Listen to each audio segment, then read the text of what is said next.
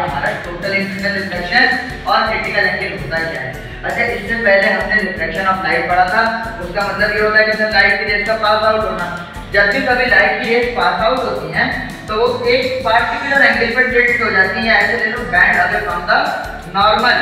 जब कभी light centre से वेव मीडियम में जाती है तो it band away from the normal, एक ऐसा पार्टिकुलर एंगल ऑफ इंसिडेंस जिसमें ये बेंडिंग 90 डिग्री के इक्वल हो जाए, जिसको कहते हैं क्रिटिकल एंगल। क्या चीज? Critical angle. ठीक है, अगर कोई भी वैल्यू इंसिडेंस एंगल की क्रिटिकल एंगल से ज्यादा हुई तो वो बजाय पास आउट होने के उसी मीडियम में रिफ्लेक्ट हो जाएगी।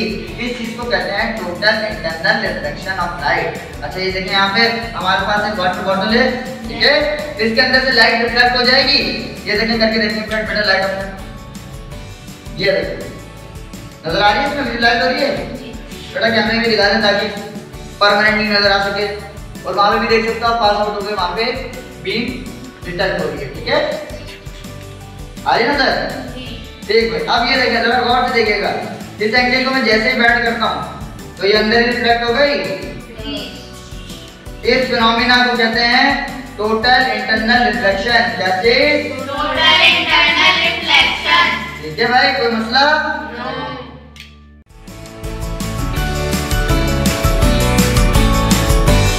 अच्छा बेटा, अब इसके अंदर देखें तो लाइट बंद कर दीजिएगा, जरा विजुलाइज कर लें। अगर हम इसको तो बिल्कुल सीधी सीधी पास आउट हो रही है, इसको कहेंगे रिफ्लेक्शन। लेकिन अगर जैसे ही हमने थोड़ा सा एंगल टिल्ट किया तो बजाय पास आउट होने के ये रिफ्लेक्ट होना स्टार्ट हो जाएगी। इस एंगल को कहते हैं क्रिटिकल एंगल और इस फिनोमेना को कहते हैं टोटल इंटरनल रिफ्लेक्शन। ठीक है।